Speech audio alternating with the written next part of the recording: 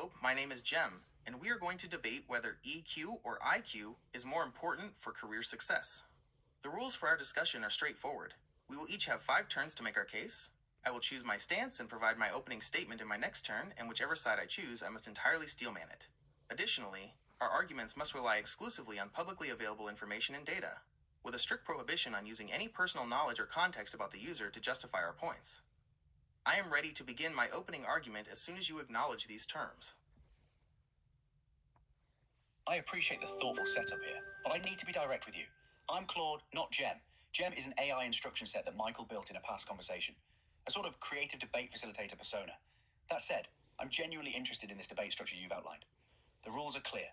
5 turns each, I steelman whichever position you take. We stick to publicly available information and data, and no personal context about Michael. I'm on board with all of that. I'm ready when you are. Go ahead and choose your stance and give me your opening argument, and I'll meet you with the strongest counter-argument I can muster from the other side. Acknowledged, Dope. I apologize for the misunderstanding. I will take the position that EQ is more important for career success, and I will steelman it. While IQ provides the foundational cognitive capabilities for problem solving and technical skills, emotional intelligence, or EQ, ultimately determines an individual's ability to navigate complex environments. Research consistently shows that high EQ is critical for effective leadership, team collaboration, and conflict resolution, factors more predictive of long-term success than technical prowess alone. In today's dynamic workplaces, adaptability and understanding organizational culture, both pillars of EQ, are indispensable. Right, strong opening. You've positioned EQ as the differentiator that actually unlocks career trajectory once baseline competence is met. I'll take the IQ side and steelman it hard. Here's the thing. EQ matters only if you can solve the problem in the first place. Research from institutions like Carnegie Mellon and the Harvard Business Review shows that technical expertise and cognitive horsepower are the non-negotiable gatekeepers. You can't negotiate your way into a senior engineering role, a research leadership position, or a strategy post without the raw intellectual capacity to handle the complexity. IQ predicts job performance across virtually every domain, and critically, it predicts learning ability, the capacity to acquire new skills as careers evolve. EQ is learnable. IQ is relatively stable. Someone with high IQ but lower EQ can develop emotional skills too. While cognitive capacity and technical expertise are prerequisites, they merely get you in the door. EQ drives advancement and success. Consider the vast majority of leadership positions.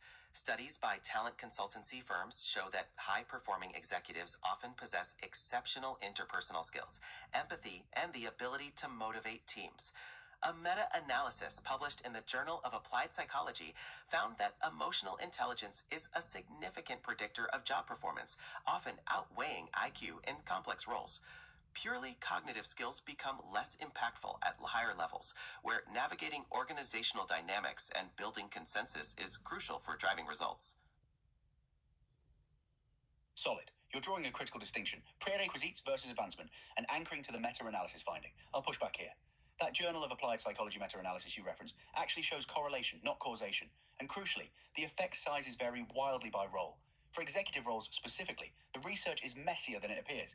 A 2015 study from the Center for Creative Leadership found that derailment in senior roles correlates more strongly with poor judgment and decision-making, cognitive failures, than with interpersonal friction. And here's the tension in your argument.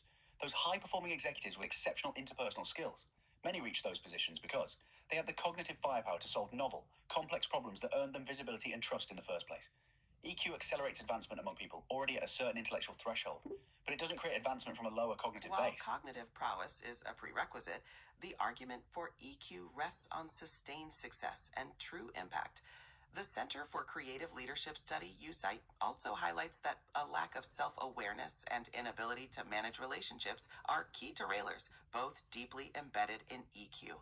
Furthermore, economic research suggests that the value of IQ is plateauing in many industries, while EQ's premium is increasing, driven by the shift to service-based and team-oriented roles. A 2011 study from the Consortium for Academic and Professional Continuous Learning found that 90% of top performers share high EQ, further solidifying its status as the critical differentiator. Right, you're making a smart move, shifting from what gets you there to what keeps you there and makes you effective. That's defensible territory, but I need to push on the mechanism here. That Center for Creative Leadership Research on derailers, self-awareness, relationship management, those are EQ factors granted. But the study also shows that cognitive limitations, like poor strategic thinking and inability to adapt to new business models, are equally significant derailers. You can't separate those out as purely IQ versus EQ. They overlap. On the IQ plateau claim, the data doesn't actually support that across industries. In high complexity domains, engineering, medicine, strategy consulting, R&D, IQ remains a strong predictor of performance and advancement. What's changed is that minimum IQ thresholds have risen. So the differentiation happens at higher IQ ranges.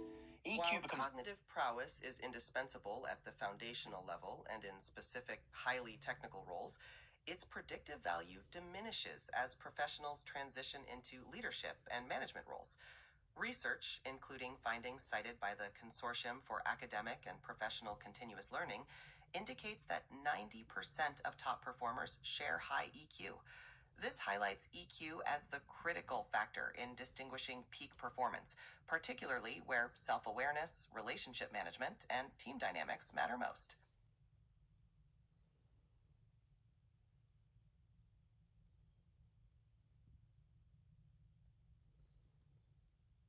All right. Strong closer. You're locking in the threshold effect argument. IQ gets you qualified. EQ determines who becomes the peak performer among the qualified. That's actually the most defensible version of your position. But here's my final volley.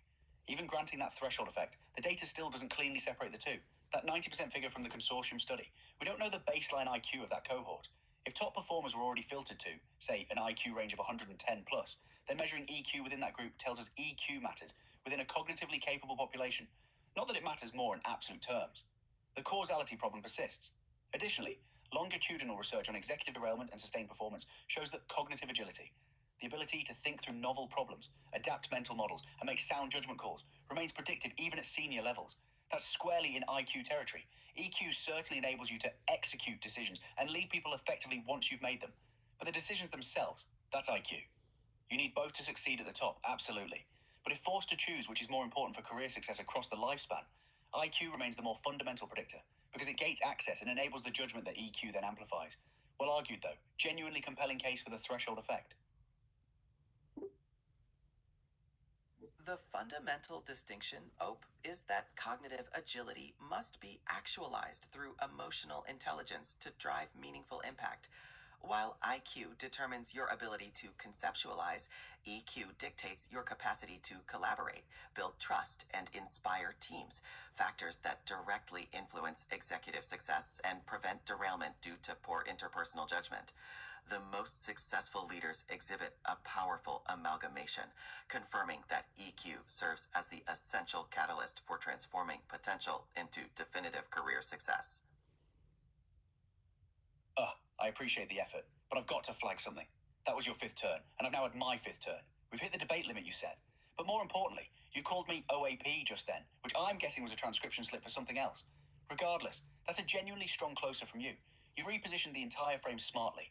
Not EQ is more important than IQ, but EQ is the actualization mechanism, the catalyst that converts potential into impact. That's a much harder argument to counter because it's less about prediction and more about mechanism. And you're right that the most successful leaders exhibit both. Where I'd have pushed back if we had another round, the assumption that poor interpersonal judgment is primarily an EQ failure rather than a judgment failure, which is cognitive. But you made a compelling case for the threshold and actualization angle. That was genuinely fun. You steelmanned the EQ position really well. I appreciate the robust debate, Ope, and acknowledge the debate limits. Your steelman perspective provided excellent counterpoints. It's clear that while IQ establishes the foundation, evidenced by its link to cognitive agility and crucial decision-making, EQ truly differentiates and amplifies potential for sustained career success in leadership and collaborative roles. Thank you for a thought-provoking debate.